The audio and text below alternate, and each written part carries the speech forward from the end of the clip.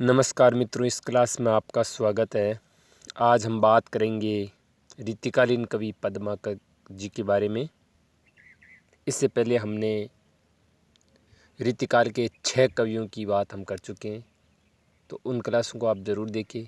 तो चलिए शुरू करते हैं पद्माकर जी को। पद्माकर, इनका जन्म है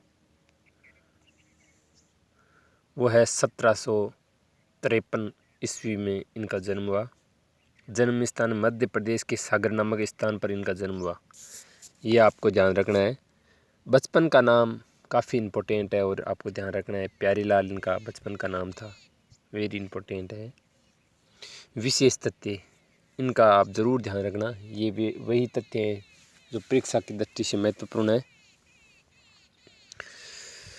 पद्माकर को कविराज शिरोमणि की उपाधि जयपुर नरेश प्रताप सिंह ने दी, वेरी इम्पोर्टेंट। पूछ लेंगे कि पद्माकर को कविराज शिरोमणि की उपाधि किसने दी, तो प्रताप सिंह ने दी।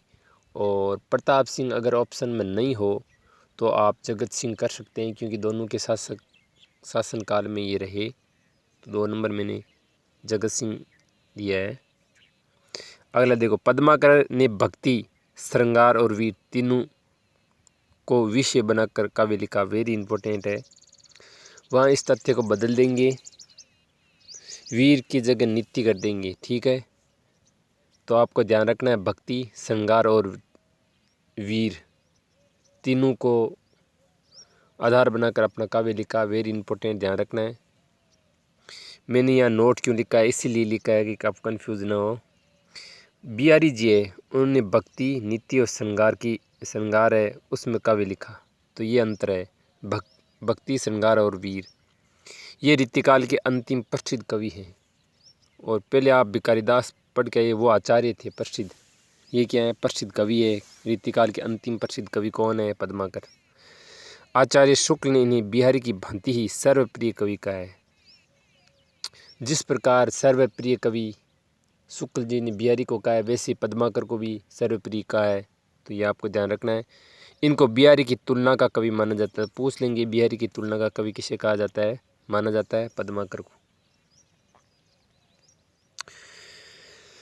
पद्माकर की ख्याति यानी प्रसिद्धि का आधार ग्रंथ है जगत विनोद या जगत विनोद, ये ध्यान रखना है। तो पूछ लेंगे कि प्रसिद्धि का, पद्माकर की प्रसिद्धि का आधार ग्रंथ कौन सा है, तो जगत विनोद उनका प्रसिद्धि का आधार ग्रंथ है। पद्माकर की कविताओं में रस, रूप और चेष्टा का अत्यंत मार्मिक अभिव्यक्ति हुई है। पद्माकर में मतीराम की सैर देता, बिहारी का सा वाग व्यग्धे यानी बोलने की चतुराई और देव का सा मौजूपन मिलता है, ये ध्यान रखना है आपको।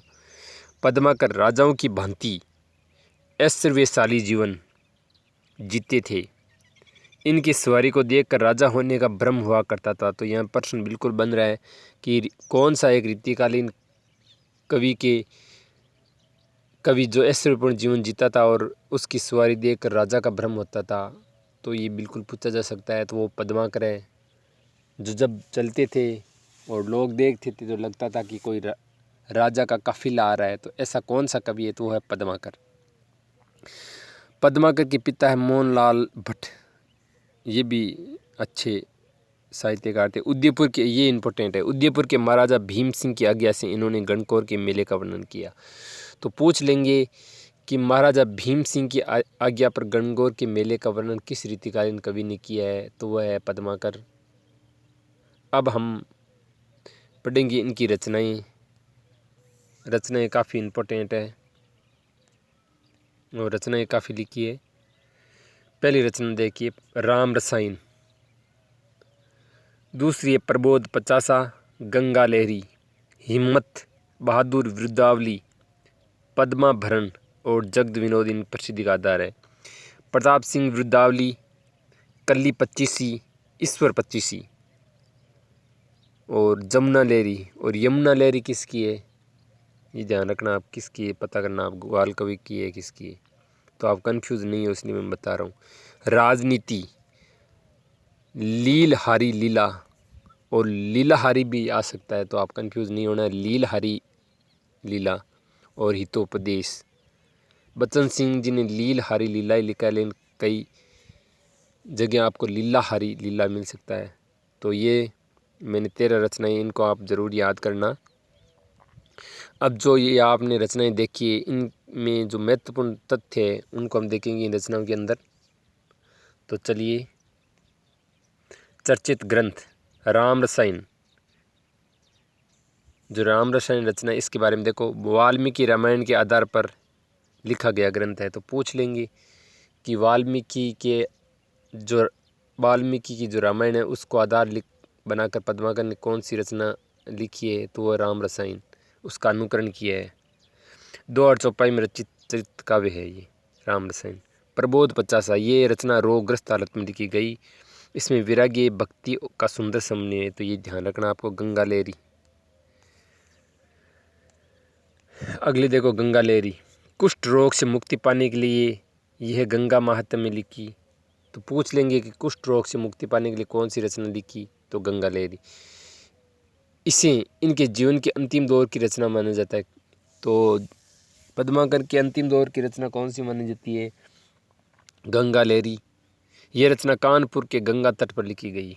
तो ये तथ्य आपको पता होना चाहिए। तो कुष्ठ रोग वाला, और ये जीवन के अंतिम दौर में लिखी गई कौन सी रचना है, तो गंगा लहरी।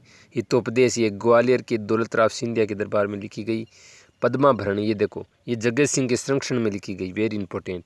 अलंकार ग्रंथ है, ये वेरी इंपॉर्टेंट है। या चेंज कर देंगे, पद्माभरण लक्षण ग्रंथ है, या कुछ और दे देंगे। केवल अर्थालंकारों का वर्णन है, ये भी आपको ध्यान रखना है। आधार ग्रंथ चंद्रालोक व कुलियानंद रहे हैं, तो ये ध्यान रखना। आधार ग्रंथ कौन कौन से रहे हैं पद्माभरण के, तो चंद्रालोक और कुलियानंद। जगद विनोद, इस रचना में 6 प्रकरण और 731 छंद है, तो वेरी इंपॉर्टेंट है। लक्षण सामान्य 2 में और उदाहरण कवित्व में, तो ये वेरी इंपॉर्टेंट है। वहाँ कर देंगे लक्षण कवित्व या में गलत हो जाएगा। लक्षण किस में, 2 में, और उदाहरण किस में, कवित्व में। जगत सिंह के आश्रय में रचित है, ये आपको ध्यान रखना है। आगे देखो, 3 पॉइंट हो गए। चौथा देखो, ये पद्माकर की ख्याति का आधार ग्रंथ है। इस ग्रंथ के आधार पर इन्हें आचार्य कहलाए, कौन सी, जगद विनोद। हिम्मत बहादुर वृद्धावली, ये वीरस की रचना है। शुक्ल जी इस रचना को वीरस की फड़कती हुई रचना बताया है। तो पूछ लेंगे शुक्ल जी ने किस रचना को फड़कती हुई रचना बताया है, हिम्मत बहादुर वृद्धावली। तो ये आपको ध्यान रखना है। यहाँ आप कंफ्यूज हो जाओगे किस में, इसमें प्रताप सिंह वृद्धावली में कंफ्यूज हो जाओगे ना, इसलिए आपको ध्यान रखना। फड़कती हुई रचना बताया हिम्मत बहादुर वृद्धावली को। ये रचना गोसाई अनूप गिरी हिम्मत बहादुर पर लिखी गई है। तो ये ध्यान रखना आपको, किस पर लिखी गई है, अनूप गिरी हिम्मत बहादुर। अब हम बात करेंगे पद्माकर के संबंध में शुक्ल जी के कथन, काफ़ी महत्वपूर्ण है, ये ध्यान रख। पहले देखो, शुक्ल जी ने पद्माकर को मूर्ति विधायिनी कल्पना का सृष्टा कहा है, वेरी इंपॉर्टेंट। पूछ लेंगे कि मूर्ति विधायिनी कल्पना का सृष्टा किसे कहा गया है और किसने कहा है, तो शुक्ल जी ने कहा है। आगे देखो, ये एक परिभाषा की टाइप से आपको दे देंगे, पूछ लेंगे कि ये कथन किस विद्वान का है। आगे देखो, सारांश ये है कि इनकी भाषा में अनेक रूपता है, किसके, पद्माकर की। ये कहते हैं शुक्ल जी, जो एक बड़े कवि में होनी चाहिए। भाषा की ऐसी अनेक रूपता गोस्वामी तुलसीदास जी में दिखाई पड़ती है। तो तुलसीदास जी की भाषा से इनकी तुलना की है रामचंद्र शुक्ल जी। तो ये जो कथन है वो बहुत ही इम्पोर्टेंट है, दूसरा ये कथन। आगे देखो, 2 हो गए। तीसरा कथन देखो, मत्तीराम जी के रसराज के समान पद्माकर जी का जगद विनोद भी काव्य रसिकों और अभ्यासियों दोनों का कंठहार रहा है, रामचंद्र शुक्ल। तो मत्तीराम जी के रसराज से पद्माकर की कौन सी रचना की तुलना की है, जगत विनोद की। और काव्य रसिकों और अभ्यासियों दोनों का कंठहार किसे बताया है, जगत विनोद को। तो ये तीसरा भी इम्पोर्टेंट है। भाव मूर्ति विधायिनी कल्पना का क्या कहना है, ये ऊहा के बल पर कारीगरी के मजमून बांधने के प्रयासी कवि न थे, हृदय की सच्ची स्वाभाविक प्रेरणा इनमें थी, रामचंद्र शुक्ल। आगे देखो, लाक्षणिक शब्दों के प्रयोग द्वारा कहीं कहीं ये मन की व्यथा लाक्षणिक शब्दों के प्रयोग द्वारा कहीं कहीं ये मन की व्यथा भावना को ऐसा मूर्तिमान कर देते हैं कि सुनने वाले का हृदय आप से आप हामी भरता है। ये लाक्षणिकता भी इनकी एक बड़ी भारी विशेषता है। रामचंद्र शुक्ल। देख ली, शुक्ल जी की हर कथन इम्पोर्टेंट है। सबसे पहले शुक्ल जी की बुक है वो लेकर बैठते हैं वो, तो इनके हर तथ्य इम्पोर्टेंट है, हर तथ्य इम्पोर्टेंट। आप किसी को हल्के में नहीं लेना आपको। छठा देखो, ऐसा सर्वप्रिय कवि इस काल के भीतर बिहारी को छोड़कर दूसरा नहीं हुआ। अतः जिस प्रकार ये अपनी परंपरा में परमोत्कृष्ट कवि है, उसी प्रकार प्रसिद्धि में अंतिम भी। रामचंद्र शुक्ल, वेरी इंपॉर्टेंट है ये कथन, बिल्कुल पूछा जा सकता है। पहले पूछे गए तो मैंने शुक्ल जी के जो तथ्य लिए 6, इनको बिल्कुल आपको पता होना चाहिए। 6 के 6 शुक्ल जी के मैंने इतिहास से लिए हैं, तो ये आपको ध्यान रखना है। आगे देखो, पद्माकर की चर्चित पंक्तियाँ। शीत ऋतु में सामंती दरबार का चित्र अत्यंत ही जीवंत हो उठता है, जो वे लिखते हैं कि तान तूक ताल है, विनोद के रसाला है, सुबाला है, दुसाला है, विशाला चित्रशाला है। कितना तुक इसमें है, तो कितना प्यारा ये तथ्य है, कथन है, पंक्ति है। इसको बिल्कुल पूछा जा सकता है, आपको ध्यान रखना है। फाग के भीतर अभिरन में गई गोविंद ले गई बित्र गौरी, नैन नचाए कहीं मुस्काए लल्ला, फिर आयो खेलन होरी। ऐसा यहाँ अनुभूति हो रही कि ये पद्माकर की नहीं होकर कोई मान लो रस खान की है या मीरा की है, ऐसे। तो ये ध्यान रखना है। मैंने वही पंक्तियाँ लिए जो इम्पोर्टेंट और परीक्षा में पूछी गई है। एक पग भीतर ओ, एक दोहरी पे धरे, एक कर कंज, एक कर के किवार पर। और अंतिम देखो, और रस और रीति और रंग और तन और मन और बने हवे गए और बन हवे गए। तो ये पांचों पंक्तियाँ आपको पता होना चाहिए। शुक्ल जी का कथन है वो पता होना चाहिए। तो प्यारे दोस्तों, बिल्कुल ये इम्पोर्टेंट है। 5 पंक्तियाँ उन्हीं को मैंने लिया है, बिना मतलब की पंक्तियाँ नहीं लिए। बहुत सी पंक्तियाँ होती है। आगे देखो,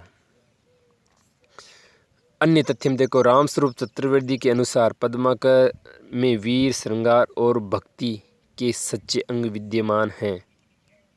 तो प्यारे दोस्तों, मैंने यहाँ ये तथ्य भी आपको पता ध्यान रखना है। पद्माकर की चर्चित पंक्तियाँ हैं, मैंने 5, बिल्कुल इनको लिख लेना या बार बार वीडियो देखकर याद कर लेना। मेरे पास पहले से कोई नोट्स बनाए हुए नहीं है, खुद लिख रहा हूँ और ये क्लास में ले रहा हूँ। और ये पद्माकर जी की जो शुक्ल जी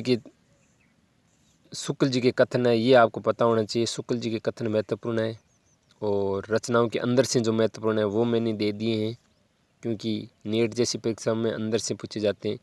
और रचनाएं मैंने बता दी है। विशेष तथ्य आप ज़रूर ध्यान रखना, और बाकी तो आप ध्यान रखना ही है। और बचपन का नाम प्यारे लाल, ये भी आपको ध्यान रखना है। तो प्यारे दोस्तों, अगर ये क्लास आपको अच्छी लगी है तो चैनल को आप सब्सक्राइब ज़रूर करें, ताकि आपको नोटिफिकेशन मिल जाए। तो प्यारे दोस्तों, जो मैं इस क्लास से पहले की क्लासें हैं उनको आप ज़रूर देखिए, आपके लिए उपयोगी साबित होगी। और मेरी हर क्लास उपयोगी है, महत्वपूर्ण है। मैंने प्रमाणिक बुकों का सहारा लिया है, कोई आपको डरने की ज़रूरत नहीं है। तो प्यारे दोस्तों, अगली क्लास का आप इंतज़ार करिए, मैं जल्दी अगली क्लास लेकर आने वाला हूँ।